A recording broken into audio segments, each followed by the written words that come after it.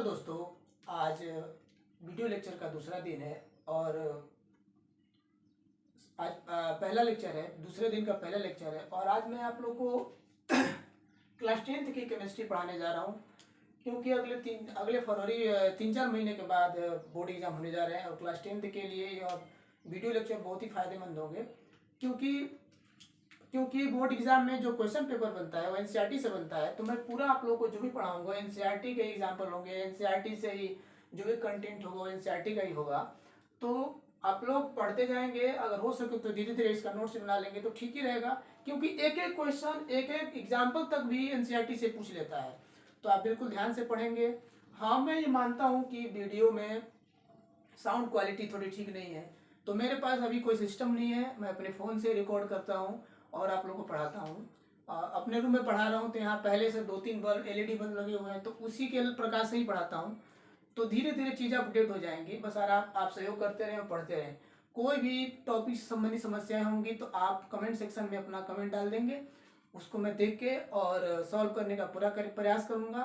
तो आइए पढ़ते हैं। देखिए, class 10th subject chemistry, chapter है केमिकल रिएक्शंस एंड इक्वेशन और जो टॉपिक है वो एनसीईआरटी बेस्ड ही है। एग्जाम्पल भी मैं देखिए एनसीईआरटी से ही लिया हूँ। तो आप सबसे पहला जो टॉपिक है chemical reaction and equation, NCERT की जो चीज़ें होती हैं वो आपके डेली लाइफ से पहले रिलेट करने का प्रयास करता है क्योंकि आप चीज़ों को समझ पाए कि ये चीज़ डेली लाइफ में कहाँ है। क्योंकि फाइनली हम जो भी पढ़ाई करते हैं वो हमारी डेली लाइफ से जुड़ जाता है, तो चीज़ों को समझना थोड़ा आसान हो जाता है। तो सबसे पहले डेली लाइफ से जुड़ी केमिस्ट्री से चीज़ें, केमिस्ट्री संबंधी चीज़ें वो क्या है, मैं आप लोगों के सामने बता रहा हूँ। क्योंकि ये चीज़ें तो बहुत पहले से हो रही हैं, लेकिन केमिस्ट्री में चीज़ें नहीं थी, केमिस्ट्री में समझ नहीं पाते थे कि केमिस्ट्री से ही संबंधित है। तो देखिए, फूड इज कुक्ड, खाना बन के जो तैयार हो, खाना बनाया जा रहा है वो भी एक तरह केमिकल रिएक्शन है। खाना जो हमारे हमारे बॉडी के अंदर डाइजेस्ट हो रहा है वो भी एक तरह का केमिकल रिएक्शन है। खाना पचाने के लिए, डाइजेस्ट करने के लिए एंजाइम्स यूज होते हैं। एंजाइम्स ही तो केमिकल्स होते हैं जो हेल्प करते हैं खाने को डाइजेस्ट करने में। तो हम लोग ये कह सकते हैं कि जो डाइजेशन प्रोसेस है वो एक बायोलॉजिकल प्रोसेस है, लेकिन जो उसमें एक्शन हो रहा है वो केमिकल प्रोसेस है। बहुत देर तक रूम टेम्परेचर पे हम लोग दूध को रख देते हैं तो वो भी धीरे धीरे सॉर हो जाता है, उसमें स्वाद खट्टापन आ जाता है, वो भी एक केमिकल रिएक्शन है। हम सांस लेते हैं वो भी एक केमिकल रिएक्शन है, रेस्पिरेशन से रिलेटेड है। तो हम जो सांस लेते हैं वो भी एक प्रकार का केमिकल रिएक्शन है। तो केमिकल रिएक्शन को समझने के लिए आप चाहें तो अपने एग्जाम में इन सब चीज़ों को भी शामिल कर सकते हैं। देखिए, किसी भी प्रश्न का कोई एक सॉलिड आंसर नहीं होता है, सॉलिड आंसर के लिए फैक्ट देने पड़ते हैं और फैक्ट आपका जो भी आप समझे हैं वही आपका फैक्ट है। जितना बेहतर आप समझाएंगे, जितना अच्छे से बताएंगे वही आपका फैक्ट है। तो इन सब चीज़ों को भी अगर कोई प्रश्न अगर केमिकल रिएक्शन से आ गया और पूछ दिया कि केमिकल रिएक्शन को डेली लाइफ से कैसे रिलेट कर सकते हैं, तो आप उस जगह पे इन सब चीज़ों को शामिल कर सकते हैं, ये सब एग्जाम्पल आप शामिल कर सकते हैं। केमिस्ट्री ने जब इन सब चीज़ों को समझ लिया और फिर इनको इसके आगे जो समझने के लिए प्रयास किया कि आखिर क्या सब चीज़ें देखेंगी तो हम ये मानेंगे कि कोई रिएक्शन केमिकल रिएक्शन है। तो कुछ ऑब्जर्वेशन हैं, ऑब्जर्वेशन मतलब कि आप अपने सेंस ऑर्गन का यूज करके उसको देखेंगे, समझेंगे और कह देंगे कि ये केमिकल रिएक्शन हो रहा है और क्या हो गया, फाइनल हो गया। तो some observations which show the completion of a chemical reaction, ये सब चीजें हैं जिससे आप कह सकते हैं कि केमिकल रिएक्शन प्रोसीड हो गया, फाइनल हो गया।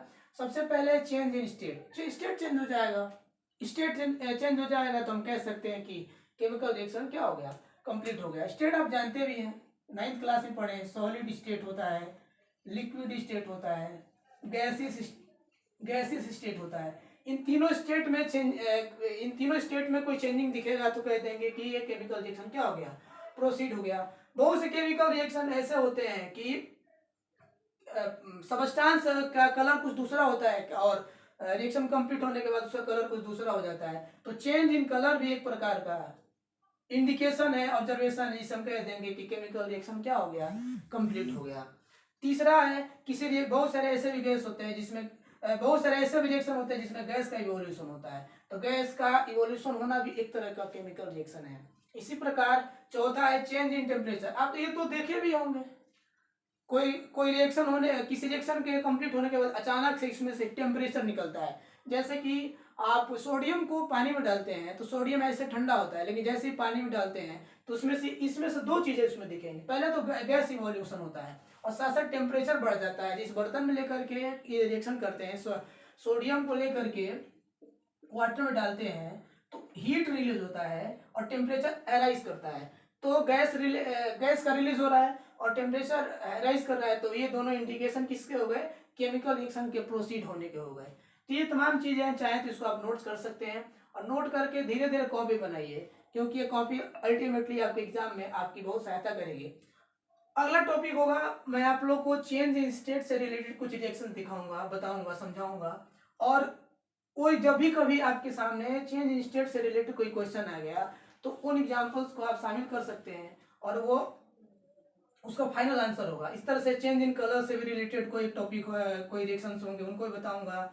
इवोल्यूशन ऑफ गैस के 2-3 रिएक्शन बताऊंगा। चेंज इन टेम्परेचर से रिलेटेड कुछ एग्जांपल बताऊंगा। तो ये सब एग्जांपल आपको एक एक करके मैं धीरे धीरे बताऊंगा। तो इस तरह से अगला जो वीडियो होगा वो चेंज इन स्टेट से संबंधित होगा, जिसमें आप लोग को मैं रिएक्शन बताऊंगा। तो अगले वीडियो के लिए थोड़ा सा वेट कीजिए। धन्यवाद।